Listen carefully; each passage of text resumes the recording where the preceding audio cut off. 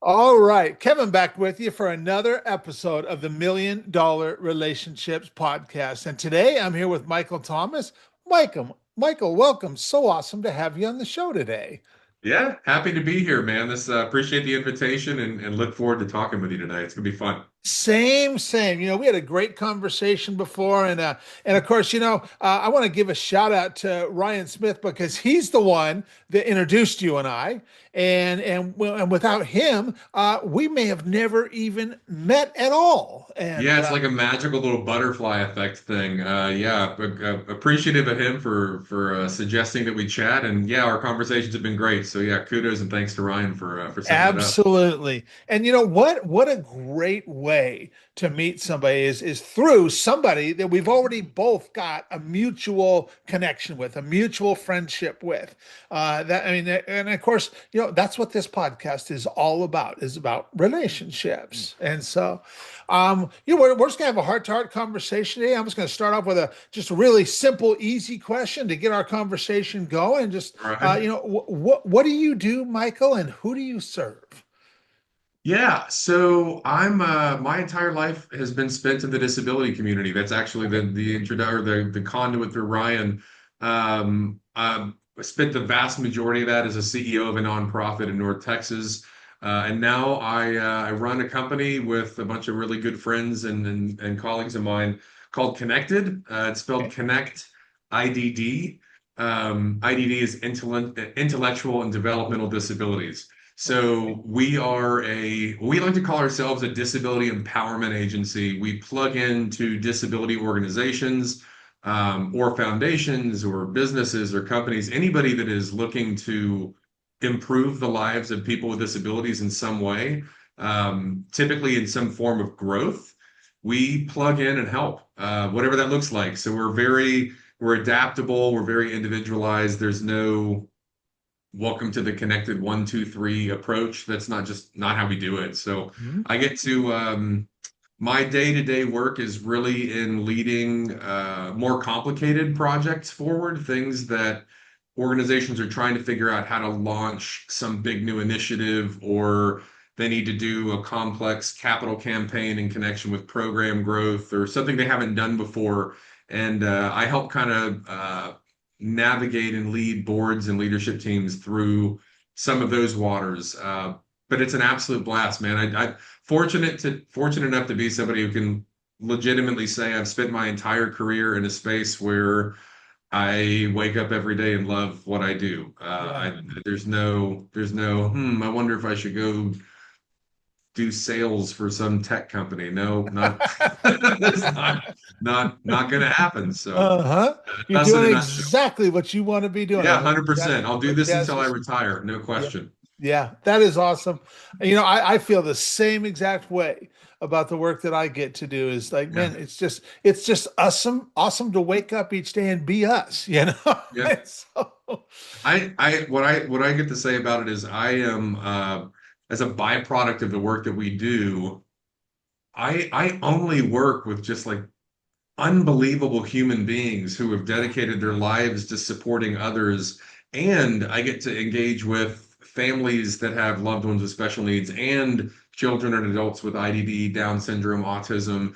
And I mean, these are the best people on the planet. So, like, in addition to just loving the actual work, I also find myself surrounded by just unbelievable people all the Lovely time. people. Yes. And what a blessing, you know? Yeah, absolutely. So, how did you even happen to get into this line of work, Michael? Because, I don't imagine as a kid you had vision of, oh, I want to do that when I get older. Yeah. So how did this come to be? So I did grow up around disability. Okay. I have my family line has a genetic disability that my uncle, my grandmother, my mother, and my younger sister, they all have. It skipped Okay. me. It skipped me and it skipped my brother. So we didn't really know much about it until my younger sister was diagnosed when she was probably 3 4 years old. I was 9 or 10ish. And as a byproduct, I spent a lot of time as a kid at the Scottish Rite Hospital in Dallas. It's a beautiful hospital. It's a lot like a St. Jude's. Okay. Um, but very focused on kids that have different, like complex, not really, things that we don't know a lot about. They would go to Scottish Rite to get supported. And so it was kind of always there.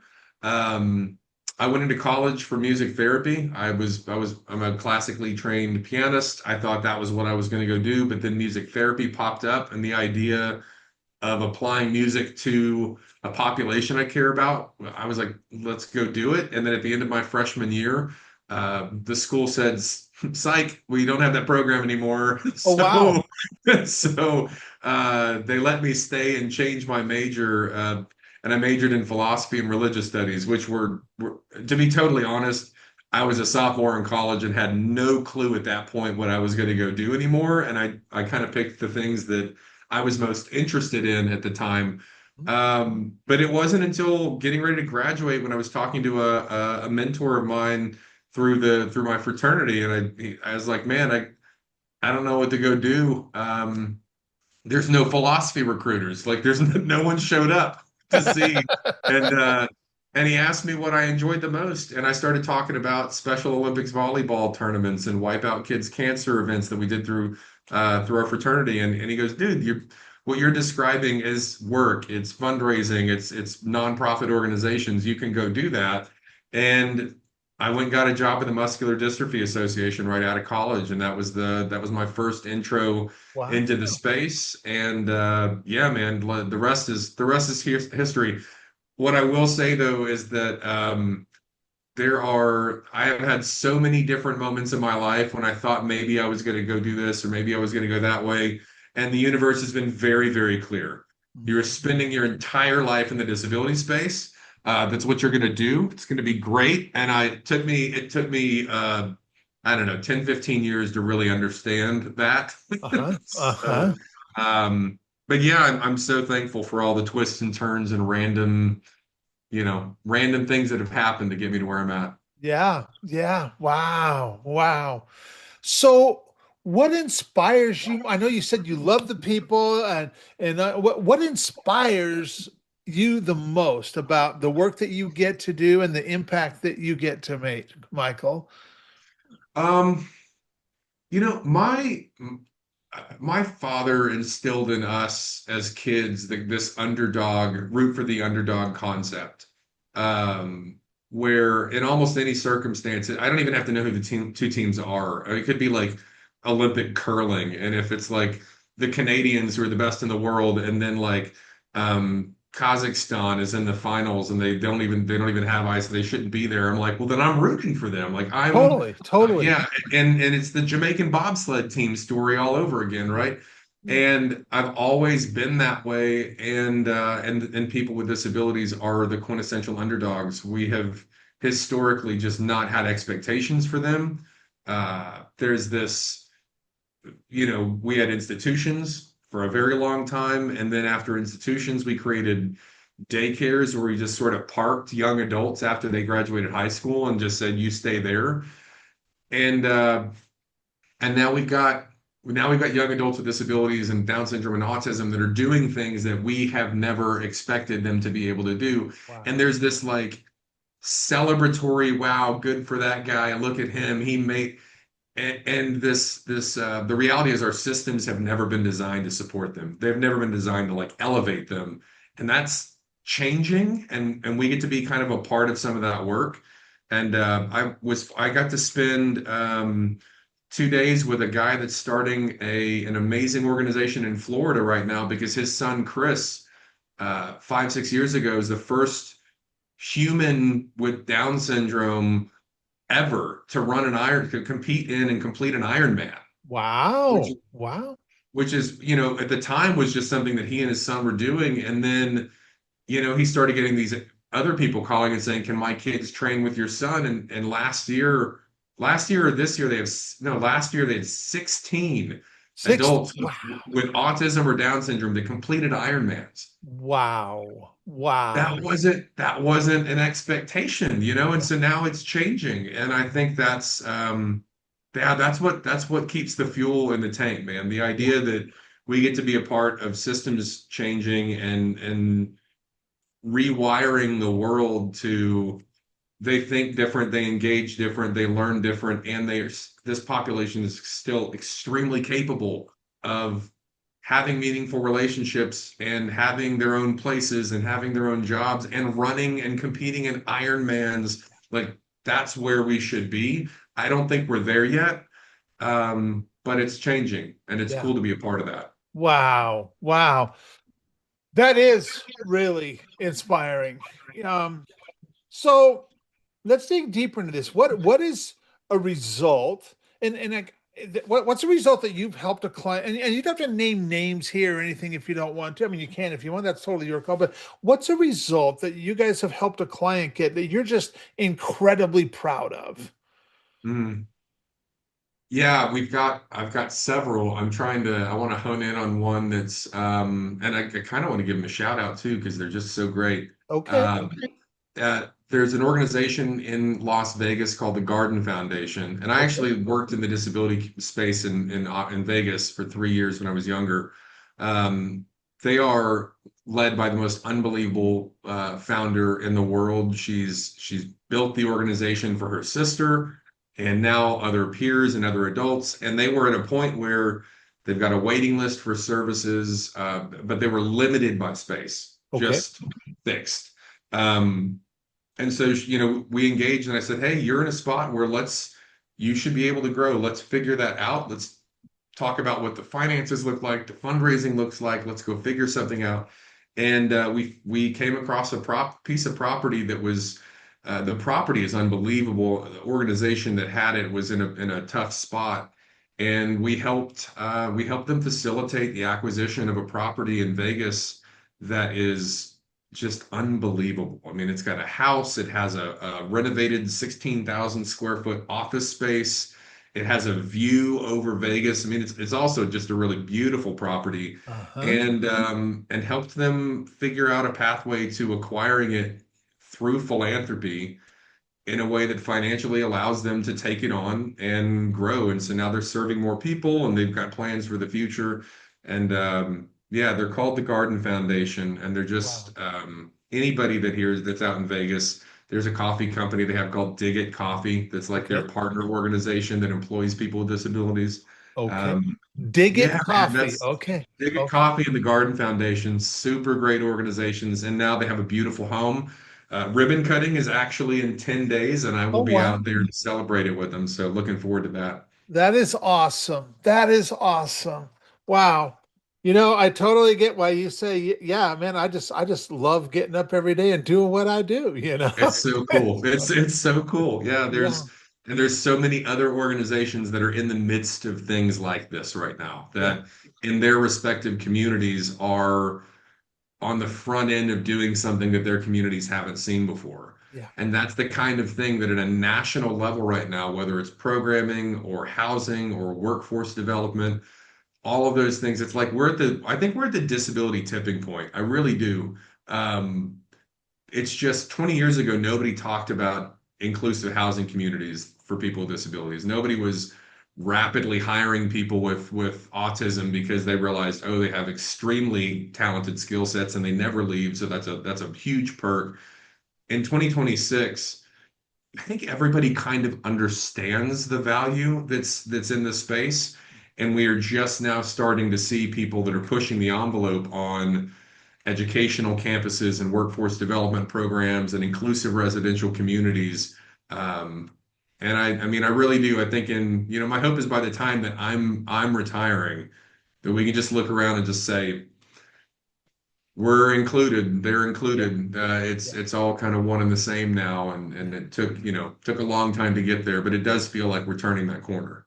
That is I mean, and I can only imagine how rewarding that must be, just Yes. yeah. Yeah. Humbling to be a part of the Totally. work and to be surrounded by just so many leaders that are just so driven Yeah. uh, to get it done. Yeah. Yeah. Well, okay, so now that we've got a little bit of context set here, I want to switch gears just a little bit, and I want to talk about the relationship side of this in a little bit more detail. Sure. So, have you ever been introduced to a person or persons who completely changed the course of your life or your business, so much so that much of what you have today would not be possible if not for this person or persons. And I'm just really excited to hear your story and your experience, Michael, around this topic of relationships. Yeah, these are such good questions and also challenging questions because there's so many people in my life that I know for sure have directly or indirectly been profoundly impactful in crafting my pathway or helping get me where I am. The one that sticks out to me directly is her name is Linda Smith. Okay. And Linda, she has another moniker, and this was actually out. She's out in Las Vegas, and her nickname is appointed to her by the governor of Nevada several years ago as the Mother Teresa of the desert.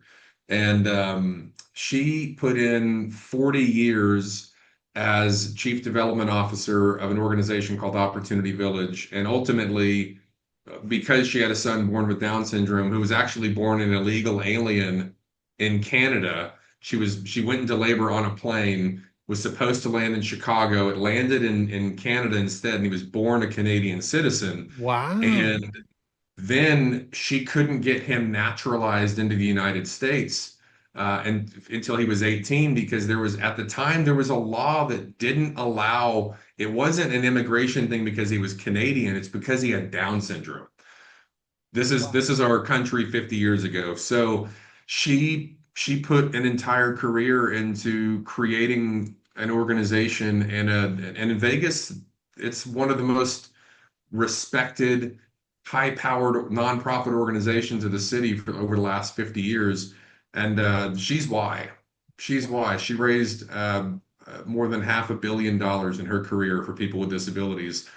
And she took me under her wing when I was young and shifting into a new role and took me around and showed me what relationship building really meant and how to do it and how to do it intentionally and why we did it for people with disabilities. And even after I left her to move back to Texas and to take on the CEO role at My Possibilities in Texas.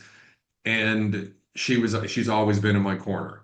I mean, for the better part of 16, 17 years now. To this day, I mean, I see her all the time and I call her all the time. And if I got something that I need to talk through, she's the phone a friend. So yeah, in so many ways, I owe so much to her and her constant belief in me and support of whatever it is that I'm doing. Uh, she's like a mentor and also like just the best hype woman ever. Like Uh-huh.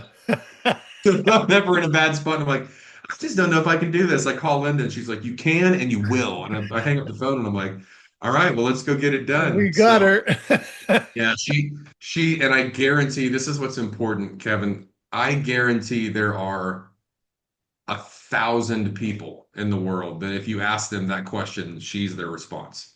I mean, she's not that Wow. just for me. She's done that for professionals and community partners and for people just all over the world. So, Yeah. Yeah. um, yeah, she's truly special. I think um, the other person who I owe a tremendous amount to is a gentleman named Larry Solomon. And Okay. Larry is was the vice president of human resources for Dr. Pepper. Okay. And his wife, Charmaine, was actually the founder of the organization that I ran for 14 years. And, when I joined that org, I was 26-ish, young, Hmm. had never been in a position like that, probably didn't deserve a title like that. And I was given a lot of leash to build an organization, but from a professional standpoint, needed refining. I still need refining. But um, Larry was that coach for me. He was the professional. Hey, when you step into this, what are you thinking about? How are you going to communicate? What is your goal? But the thing that he taught me more than anything is in leading people is just the human element of the work that we do. And if you were there's a whole world of different type leaders, type E, type O. You've got the Jack Welches of the world that are just like cut 10% of your people every single year. And then you have those that are about developing people. And in the space and the work that we do, I think Larry was the one that really instilled we have to take care of our people because they take care of people. Like what it doesn't make any sense at all not to lean into the support of your team and those around you. And I watched him do that at Dr. Pepper. I watched him do that after, and he served on the board and built programs with us. And for sure would not be where I'm at if he had not been a silent mentor, kind of a behind the scenes guy. But same thing. Um, the number of phone calls, meetings, lunches, beers, etc., that we had talking through problems. Yeah, I've learned a lot of what I've got today because of him. So those Yeah, would be the two that truly stand out for me. that is awesome. That is awesome. So, what's an example of a situation where you personally, Michael, got to make a really substantial impact? Maybe even in the moment, maybe it even surprised you a little bit, but you also know that would have never been possible if not for your relationship with either one of the two people that you just mentioned. What's an example of something like that? Yeah. Oh, dude, Ken, what a great question. And this wasn't, by the way, for anyone watching this, this wasn't set up. Um, I didn't know that was going to be one of the questions, but I have an answer. And it's a combination of those two. Okay. 100%. It's those two yielded. I'm to this day still can't believe we really did it, but in North Texas, our organization was building something that didn't exist. Adults with disabilities were given places to just sit and watch Disney movies and hang out, and that was the quality program that was out there. And we believed there was more, and we had grown so much that we took on more space and we filled it super quickly and decided we would listen to all the adults that we were serving, and they kept calling for college. There was this acknowledgement. These are young adults, a lot 20s and 30s, whose siblings and parents and cousins all went to universities, and they felt like that's what they wanted to go do as well. And this was before all of the disability programs across all the Okay. colleges that had disability programs today.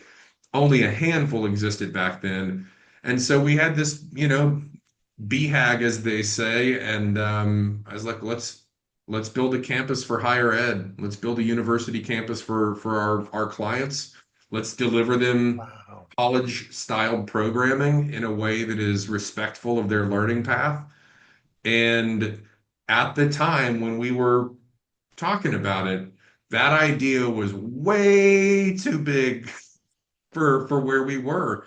And man, it was just there's just something about the people around us that believed in us, the things we knew the need was there, that wasn't a concern. Um, and yeah, the coaching from Larry, the driver, hell, I actually brought Linda out once to talk to her board about big stuff, and she did. Um, and that organization now exists on a 16-acre campus with 72,000 square foot of developed educational space Wow. Wow. that, regardless of the diagnosis, ability level, IQ level, um, somebody can go to that school and can apply and say, I'm interested in living independently or getting a job or building social relationships, and they can choose the classes they want to take. And that is simply not nationwide when we did that. And I will still say this, I don't know of an organization from an educational standpoint that can hold its own with what that organization is doing today. Wow. And I need to be the first person to say I might have been the mouthpiece and the driver of that vision, but I had some unbelievable human beings on my team that worked around me that executed the Scott and Mandy and Ashley and Janine, and I could go on and on and on, but like the people that were just the constant executors. Adrian was in there as well. I don't want to leave anybody out. The first person I leave out is going to be mad at me for not including them in this, but I had a team that I could count on, and I knew that they knew that like I'm going to go out there and drive it, and they're going to help build it, Yeah. and we did. It's pretty Wow. cool. Wow. Man, what an inspirational story, right? I mean, you guys have done some phenomenal things and made such an impact. And For anybody that might be listening to this going, man, Kevin, I am just so impressed with Michael. I'm really inspired by what they're doing, and I'd like to find out more about what they're doing, and any resources, any websites we can share with folks.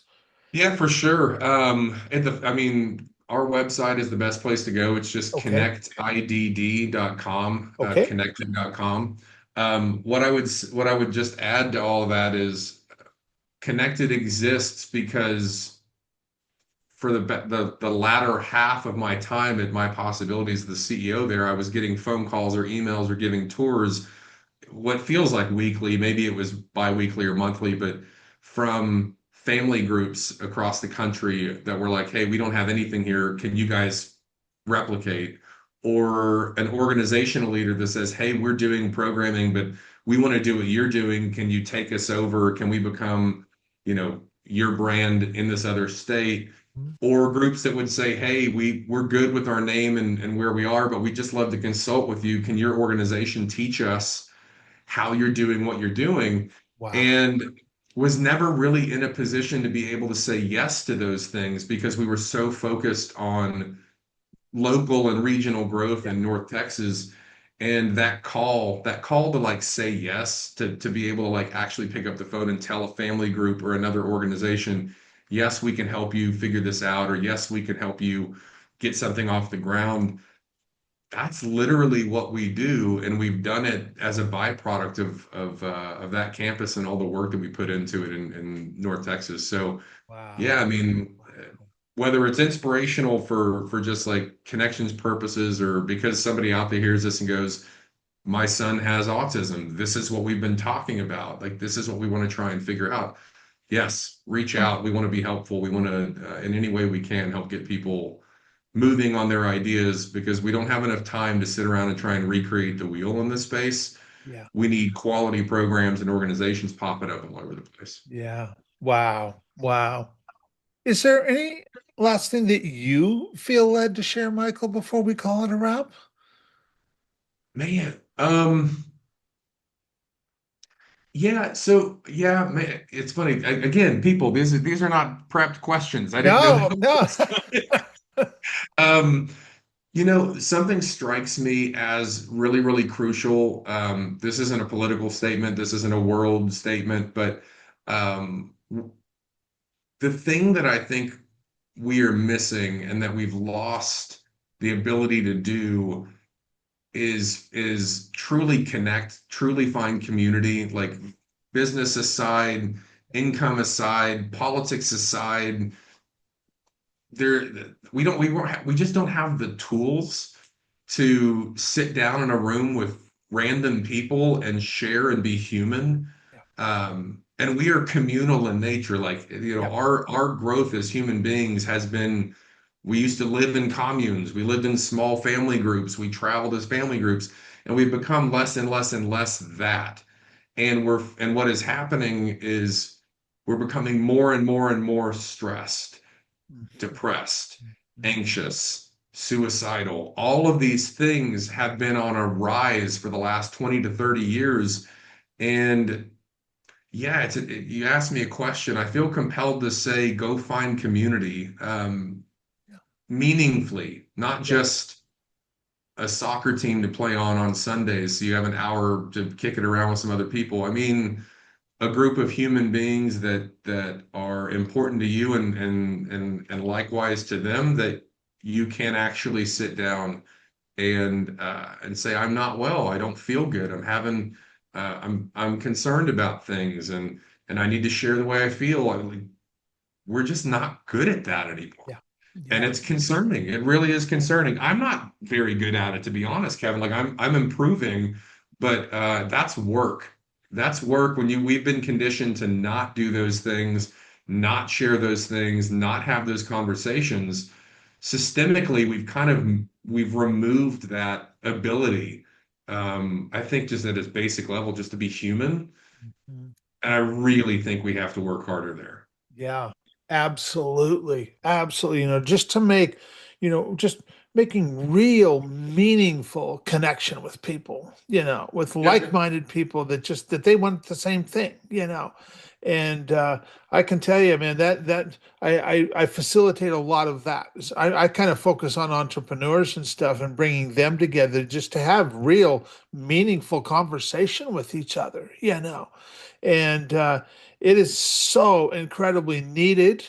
And when you get the right people together like that, just communicating and open it up and say, hey, what? I might be doing really well here, but Yep. man, I could really use some help right over here. And yeah, I And think there's certain things that feel very surface level that we can talk about. yeah, yeah, I'm not talking about that stuff. I'm talking about the ability to be open, yeah, full guard down, and say, no, I need to talk about some challenging things. I'm not saying that, I mean, to some degree, people say, oh, it sounds like you're talking about you need to go get a therapist.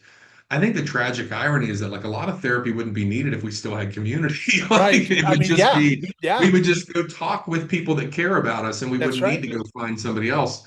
But it's one of the things, and I think that the older we get, the more hope we find in a younger generation. But I've got t I've got twin boys who are going to be 12 in April.